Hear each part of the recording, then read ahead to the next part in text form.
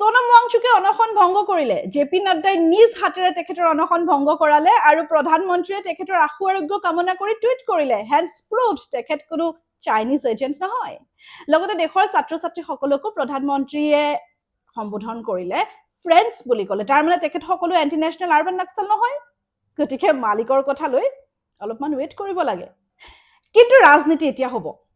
সোনম ৱাংচুকে মধ্যৰাতি অনশন ভংগ কৰিলে ইন এ ভেৰি আনএক্সপেক্টেড ৱে প্ৰায় একে সময়তে প্ৰধানমন্ত্ৰীৰ ভিডিঅ' ওলাল ফ্ৰেণ্ডছ বুলি দেশৰ ছাত্ৰ ছাত্ৰীক সম্বোধন কৰিলে আৰু ভিডিঅ'টো একদম জেণ্টি ষ্টাইলত কোনো টেলিপ্ৰম্পটাৰ নাই চাণক্য মানে পিআৰ টিমটোৱে বুজি পাইছে যে জেণ্টিৰ লগত জেণ্টি ষ্টাইলত কেনেকৈ কৰিব লাগিব আমাৰ মামাই কিন্তু এইবোৰ অলৰেডি জানে সেইকাৰণে মই কওঁ মামা স্কুল অফ পলিটিকেল চায়েন্সৰ ষ্টুডেণ্ট হ'ব লাগে কিছুমান কথা আগতেই বুজিব পাৰি মামা গাৰ্লফ্ৰেণ্ড লাগিব গাৰ্লফ্ৰেণ্ড বাকি 15 আগষ্ট আহিছে চৰকাৰে এনে এটা আন্দোলন দিল্লীত চলি থাকিবলৈ হয়তো দিব নোৱাৰে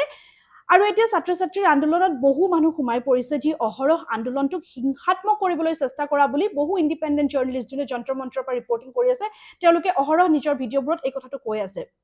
আৰু সোনম ৱাংচুকৰ ওপৰতো হয়তো যথেষ্ট ইমান দিনে প্ৰেছাৰ আছিল কিন্তু ইয়াৰ পিছত কি হ'ব চৰকাৰে যে ভয় খাইছে সেইটো চিয়ৰ কিন্তু এতিয়া আন্দোলনটো সিজেপিৰ হাতত নহয় দেশৰ ছাত্ৰ ছাত্ৰীৰ হাতলৈ গুচি গ'ল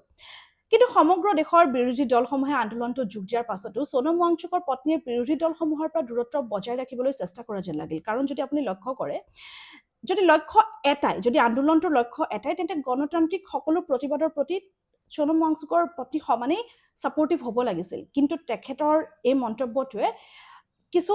সন্দেহ মানুহৰ মনত সৃষ্টি কৰিছে নিশ্চিতভাৱে কিন্তু সিজেপিৰ নেতাসকলে বৰ্তমান তেনে কৰা নাই কাৰণ দেশৰ সমগ্ৰ ছাত্ৰ ছাত্ৰী যোগ দিয়াৰ পাছত আন্দোলনটো ডাঙৰ হোৱাৰ পিছত তেওঁলোকে এটা বুজিছে যে তেওঁলোকে দেশৰ বিৰোধী দলসমূহৰ পৰা দূৰত্ব বজাই ৰাখিব নোৱাৰে কিন্তু ইয়াৰ পিছত কি হ'ব ছাত্ৰ ছাত্ৰী ঘৰা-ঘৰি যাব নে সিজেপিৰ কিবা নতুন ৰোডমেপ আছে সেয়া চাবলৈ আপোনালোক আৰু হয়তো দুদিনমান অপেক্ষা কৰিব লাগিব আপোনালোকে কি ভাবে সেই কথা কমেন্ট বক্সত জনাব